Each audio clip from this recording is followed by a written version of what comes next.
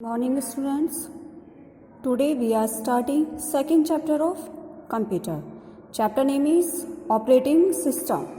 आज हम second chapter start करने जा रहे हैं. Chapter name है operating system. In this chapter we will know about what is operating system. Why do we need it?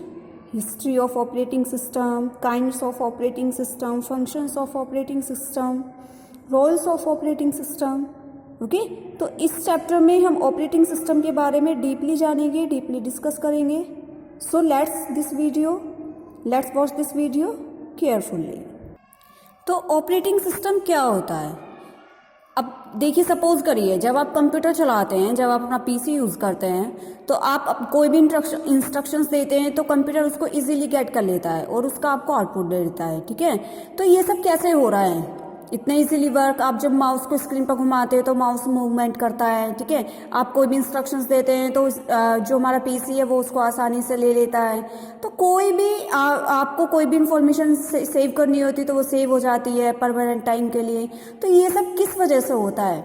हमारा इसमें सिस्टम में, हमारे कंप्यूटर में ऐसे कौन सी चीज़ है जो इतनी इजीली वे में हमारे वर्क को इतना ईजी बनाती है? ठीक है, कोई कॉम्प्लेक्स नहीं बनाती. तो इसके लिए जब हमारी कंप्यूटर जनरेशन्स डेवलप हुई तो उसके लिए उस समय ऑपरेटिंग सिस्टम को डेवलप किया गया. क्यों? ताकि हमारा जो वर्क है कंप्यूटर का वो इतनी इजीली वे में हो सके कि हमारा जो टास्क है हम उसको टाइम पर कंप्लीट कर सकें. तो पहले क्या होते थे, जितने भी अर्ली कंप्यूटर्स थे वो सिर्फ एक सिंगल टास्क को कंप्लीट करने के लिए बनाए गए थे. जैसे कैलकुलेटर में क्या कर सकते हैं? हम सिर्फ कैलकुलेटिंग कर सकते हैं, है ना, कोई भी मैथमेटिकल वर्क कर सकते हैं.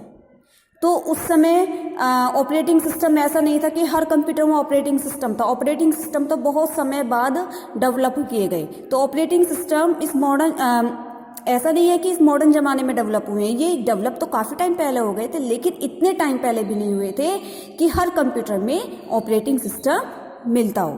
ठीक है, तो ऑपरेटिंग सिस्टम क्यों बनाए गए? जितने भी हमारे हार्डवेयर फीचर्स हैं कंप्यूटर के वो हमारे एक अच्छे तरीके से चल सकें. हम जो अपना वर्क करना चाहते हैं वो हमारा वर्क अच्छे से हो सके. जितने मेमोरीज हैं, हार्डवेयर, सॉफ्टवेयर, उनको हम अच्छे से मैनेज कर सकें. जितनी भी डिवाइसेस हैं वो अच्छे से चल सकें. तो उसके लिए ऑपरेटिंग सिस्टम को डेवलप किया गया. तो ऑपरेटिंग सिस्टम क्या है? द मोस्ट इम्पोर्टेंट प्रोग्राम है जो हमारे कंप्यूटर में रन होता है. ये क्या करता है? ये मैनेज करता है हमारे कंप्यूटर के जितने भी फंक्शंस होते हैं, जितने भी हार्डवेयर फीचर्स हैं, जितने भी सॉफ्टवेयर फीचर्स हैं, इन सबको मैनेज करता है. समझ में आया? तो operating system perform basic task such as recognizing input from the keyboards. कोई भी हम कीबोर्ड से कोई भी इंफॉर्मेशन रिकॉग्नाइज करना चाहते हैं, अपने किसी भी इंफॉर्मेशन को स्क्रीन में इन करना चाहते हैं, किसी भी फाइल को ट्रैक करना है. ठीक है, किसी भी डायरेक्टरी को हमें वो क्या करना है, रिफ्रेश करना है, कंट्रोल करना है. डिस्क ड्राइव हैं, प्रिंटर्स हैं, तो सबको अच्छे से चलाने के लिए, सबको मैनेज करने के लिए ऑपरेटिंग सिस्टम का यूज़ किया जाता था. समझ में आया? तो ऑपरेटिंग सिस्टम क्या है? तो ऑपरेटिंग सिस्टम का क्या मेन पर्पस होता है? किसी भी डिवाइस को ऑर्गेनाइज करने के लिए, ठीक है, कंट्रोल करने के लिए हार्डवेयर फीचर्स को, सॉफ्टवेयर को. समझ में आया? जो हमारे बिहेव में चल सकें, जो यूज़र चाहता है वो उसके बिहेव में जितने भी ऑपरेटिंग सिस्टम्स है वो अच्छे से वर्क कर सके. ओके, तो अब हम समझेंगे What is an operating system? Already I have told you, operating system क्या है? एक ऐसा प्रोग्राम है जो हमारे हार्डवेयर को यूजेबल बनाता है, अनेबल बनाता है, हमारे सॉफ्टवेयर फीचर्स को अच्छे से चलाता है. ओके, तो ये आप एग्जांपल्स देख सकते हैं, कितने सारे हैं. Unix, Linux, MS DOS, MS Windows, Windows NT, OS2, operating system 2, MAS OS, MAC OS. ठीक है, तो you can see that there are many examples of operating system. Now I will tell you about history of operating system. कि operating system की history क्या है, कि operating system कब, कौन से जनरेशन में आई, कौन से कितनी जनरेशन आई कंप्यूटर की, किस जनरेशन में किस तरह के कंप्यूटर डेवलप हुए. तो अब ऑपरेटिंग सिस्टम की हिस्ट्री में अगर हम देखें अच्छे से तो फर्स्ट जनरेशन है हमारी कंप्यूटर की. तो कब स्टार्ट हुई थी? 1940 में. ठीक है, this is the earliest electronic digital computer. ये सबसे पहला अर्लीस्ट इलेक्ट्रॉनिक डिजिटल कंप्यूटर रहा है और उस जनरेशन में उन कंप्यूटर्स में जो भी डेवलप किए गए थे उसमें ऑपरेटिंग सिस्टम नहीं होते थे। ठीक है, उस समय की जो मशीन्स थी वो प्रिमिटिव थी क्योंकि ये प्रोग्राम पहली बार क्या किए गए थे, इन्वेंटेड किए गए थे। ठीक है, इसमें मैकेनिकल स्विच का यूज़ किया जाता था। प्रोग्रामिंग लैंग्वेज इसमें अननोन थी, इसमें असेंबली लैंग्वेज का यूज़ नहीं होता था। इसमें कौन सी लैंग्वेज का यूज़ होता था, मशीन कोड का। ठीक है, and in this generation computers are very large, not portable. Okay, and in this generation vacuum tube are used, vacuum tube use की जाती थी। उस समय के कंप्यूटर में स्टोरेज जो होती थी वो लिमिटेड हुआ करती थी, मशीन कोड का यूज़ हुआ करता था, पोर्टेबल नहीं थी वो। ठीक है, अब हम बात करते हैं सेकंड जनरेशन की। सेकंड जनरेशन क्या है, ये सेकंड जनरेशन जब फर्स्ट जनरेशन का एंड हुआ तभी सेकंड जनरेशन का हमारी स्टार्टिंग हुई 1950 में। ठीक है, इसमें कुछ इम्प्रूवमेंट देखने को मिले, समझ में आया। तो इसमें क्या था, in this generation computers are mini, इसमें जो कंप्यूटर्स थे वो comparison than first generation computers कुछ स्मॉल साइज के बनने लगे। इसमें ट्रांजिस्टर ट्यूब का यूज़ होता था, ट्रांजिस्टर, जैसे फर्स्ट जनरेशन में वैक्यूम ट्यूब का यूज़ होता था, इसमें ट्रांजिस्टर का यूज़ किया जाने लगा, समझ में आया। इसमें मशीन कोड का यूज़ होता था और इसमें मैग्नेटिक डिस्क का यूज़ किया जाता था प्राइमरी स्टोरेज के लिए। कौन सी डिस्क का, मैग्नेटिक डिस्क का, समझ में आया। और क्या था इसमें, इसका एक बेनिफिट ये था कि इसके जो कंप्यूटर थे, इस समय के कंप्यूटर फास्टर थे, स्मॉलर थे, रिलायबल थे। ओके, तो देख सकते हैं आप, जैसे देखिए इसमें 1950 generally these were called single stream batch processing system. इस समय के जो कंप्यूटर थे उन्हें single stream batch processing system कहते थे क्योंकि programs and data were submitted in groups और बैच। इसमें जो प्रोग्राम्स एंड डाटा थे वो एक साथ एक ग्रुप में सबमिट किए जाते थे। ठीक है, आप स्क्रीन में देख सकते हैं इमेज में यहाँ जो दी हुई है। Now I will tell you about the third generation. Third generation क्या थी, in this third generation the system of the 1960 में डेवलप हुए were also batch processing system. They were able to take better advantage of the computer resources by running several jobs at once. इसमें कुछ advantages हुए user को इस generation के computer को use करने में। इस जनरेशन में ही ऑपरेटिंग सिस्टम को डिज़ाइन किया गया था, ऑपरेटिंग सिस्टम को डेवलप किया गया था। ठीक है, तो इसमें और ऑपरेटिंग सिस्टम भी दो टाइप्स के डेवलप हुए थे, एक तो रियल टाइम ऑपरेटिंग सिस्टम, दूसरा मल्टी प्रोग्रामिंग।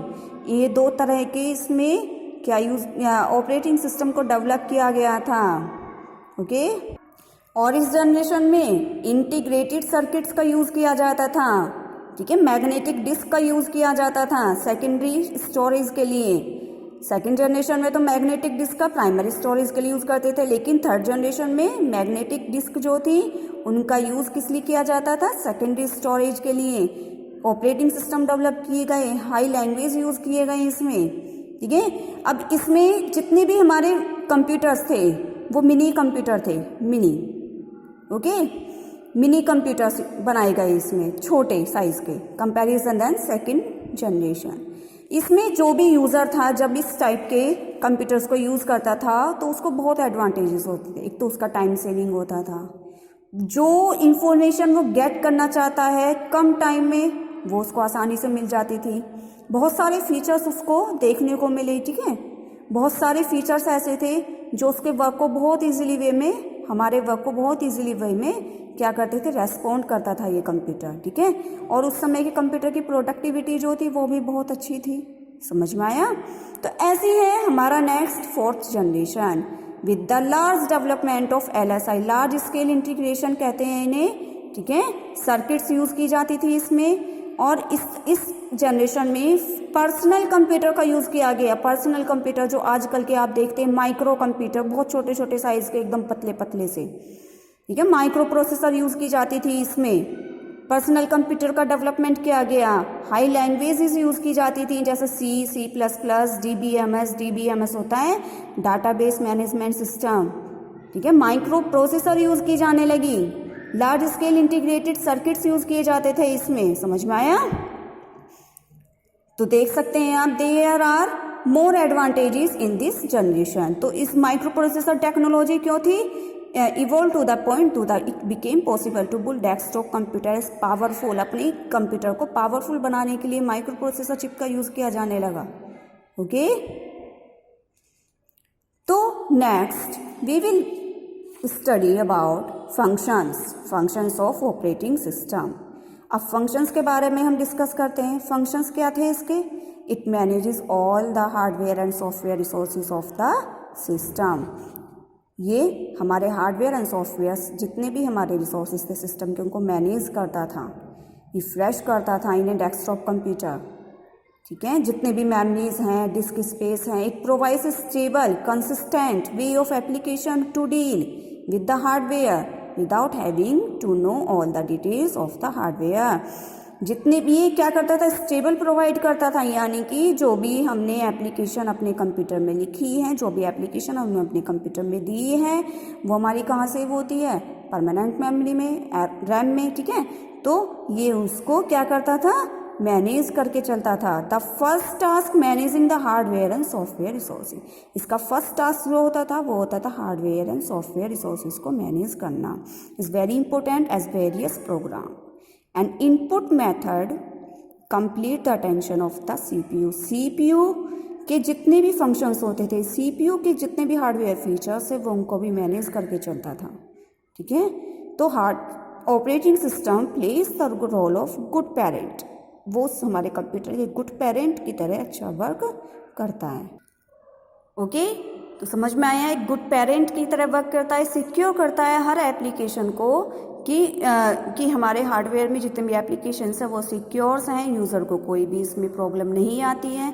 ठीक है, और ये हमारी कंप्यूटर की मेमोरी को रिफ्रेश करता है, हैंगिंग प्रॉब्लम नहीं आती है।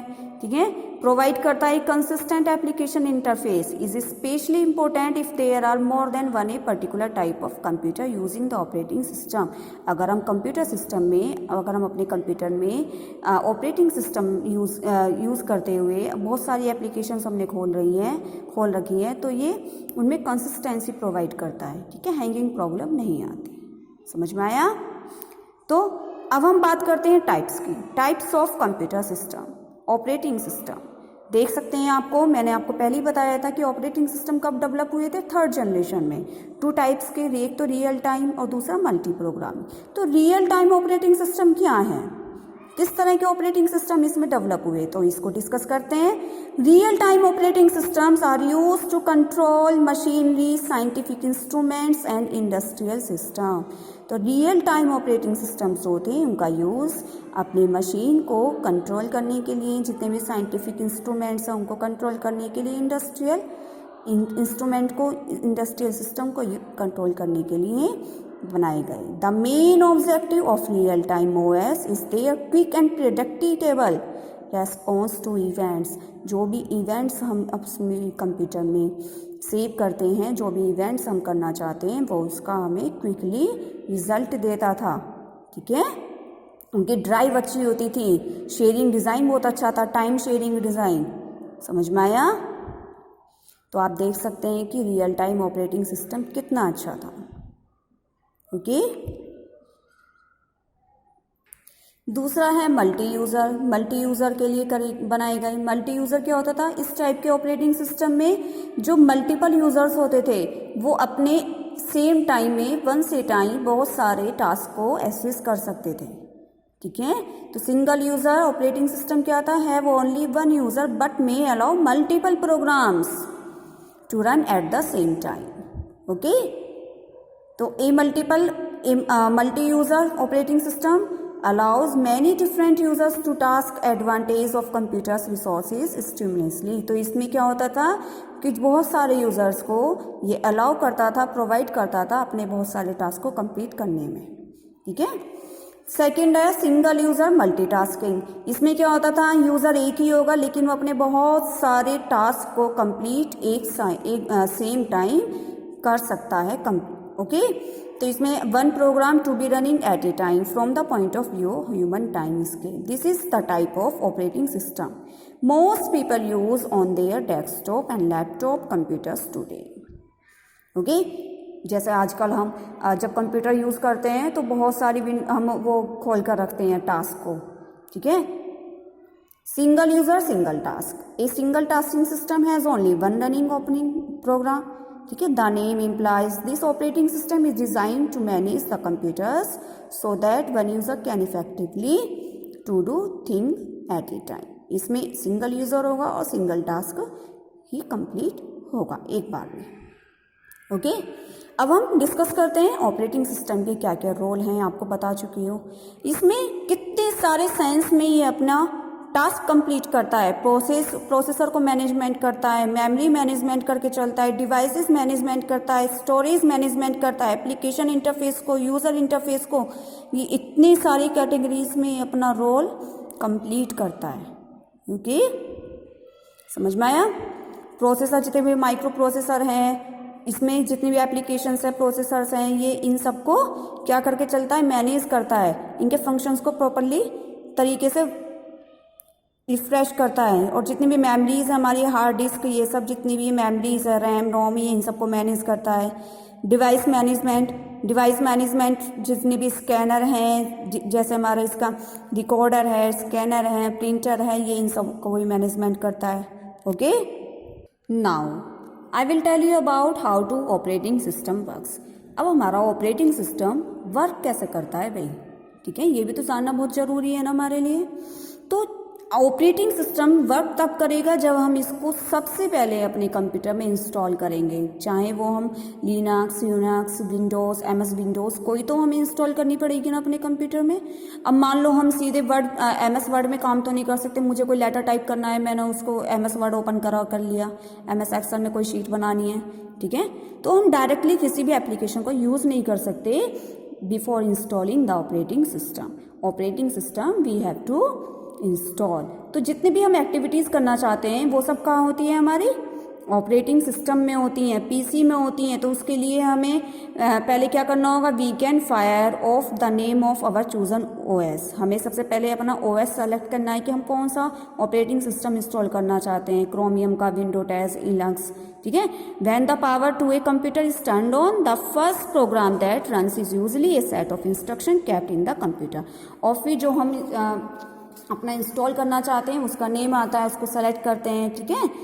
तो ये सब प्रोसेस है इसकी। तो इसके लिए कुल मिलाकर अगर हम as a conclusion we can see that before using the application software like MS Word, MS Office, PowerPoint, DBMS, ये सबको यूज़ करने के लिए हमें इसका बेस जो है उसको इंस्टॉल करना है। और क्या है, ऑपरेटिंग सिस्टम, ठीक है। ऑपरेटिंग सिस्टम को हमें इंस्टॉल करना है, that we can, after that we can use the our computer, ठीक है, in a specific task, okay. तो समझ में आया। The duties of the operating system fall into 6 categories. I have told you already, processor management, memory management, device management, storage management and application interface and user interface, okay. So in this video I have told you all the concept of operating system, how to work it, why do we need it, what is the role of it, okay, how many types of operating system, generation of computer system। तो इसमें हम complete कर चुके हैं, discuss कर चुके हैं। I think आपको ये वीडियो अच्छी लगेगी। So watch this video a computer book, okay, thank you.